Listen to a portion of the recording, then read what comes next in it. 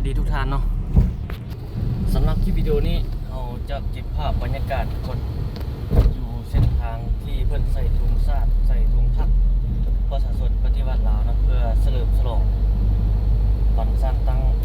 พรรคประชาชนปฏิวัติลาวนะทุกคนที่เป็นพรรคนำพาในลาวเฮาในปัจจุบันเนาะทุกคนเนาะพรรคประชาชนปฏิวัติลาวซึ่งเพิ่นปีนี้มันครบรอบ70 ปีเนาะ70 ปีสร้างตั้งพรรคประชาชนปฏิวัติลาว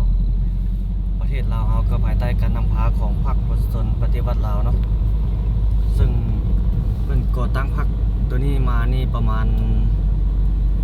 ปี 1,900 เท่าไหร่วะเอาเห็นข่าวอัน 1,955 บ่แม่นประมาณนี้แต่ละบทแต่ละองค์การจะใส่ถุง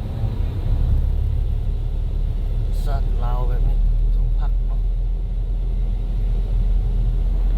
กับสายทางเนาะ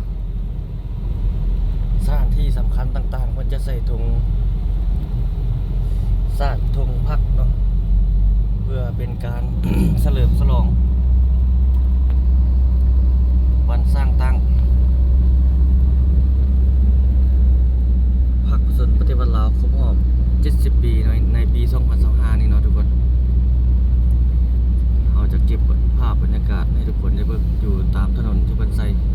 ถุงซาดถุงผักนี่เนาะจะเป็นถนนสุวรรณวงศ์ทางหน้าเฮานี่แหละมีตึกโรงแรมอาคาร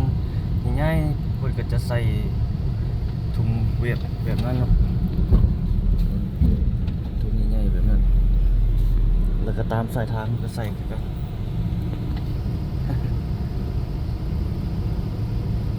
เดี๋ยวจะน้อยเนาะถ่ายให้ทุกคนดูนี่จึงแดงไงทุกพรรคประชาชนปฏิวัติลาวบ่ถุงเวียดนามนะปรากฏที่ว่าถุงเวียด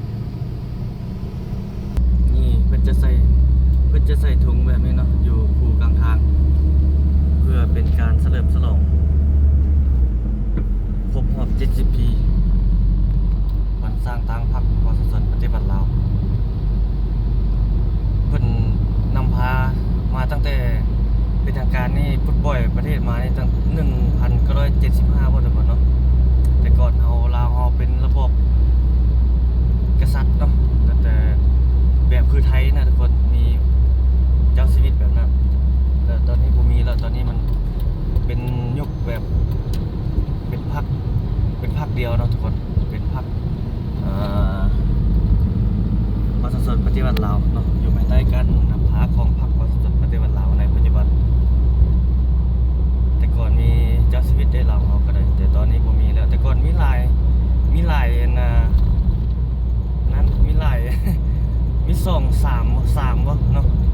เสียงดงเสียงทองล้านโศกล้านสร้างจับประสักมีหลายเจ้ามีหลายคนนั่นนะแล้วก็เลยแตกแยกแล้วก็มารวบรวมใน 1,975 มานี่เนาะก็คืออยู่ภายใต้การนำพาของพรรคประชาชนปฏิวัติลาวพรรคเดียวเนาะ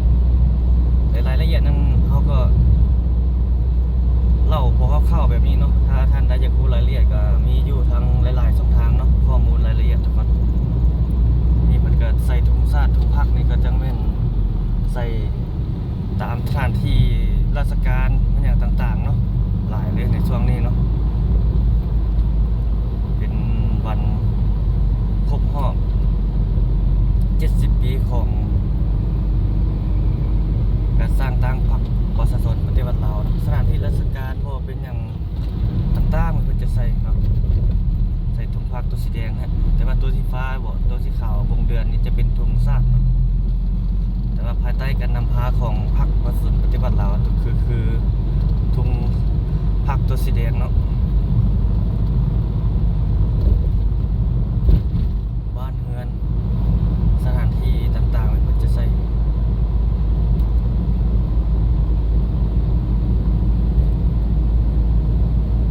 งานบริษัทมันยังก็ใส่หมดเนาะ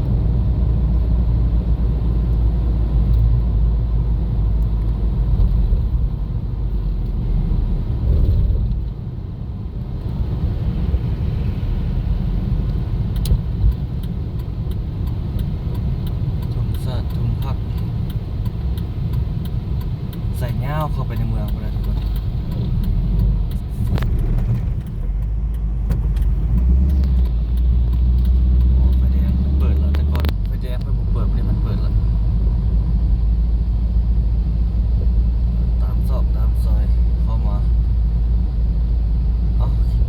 คลิปนี้ประมาณนี้ก่อนเนาะเดี๋ยวตอนแรกเราจะไปถ่ายใส่ให้ทุกท่านได้เบิ่งรอติดตามเนาะทุกคนเขตในเมืองเนาะในช่วง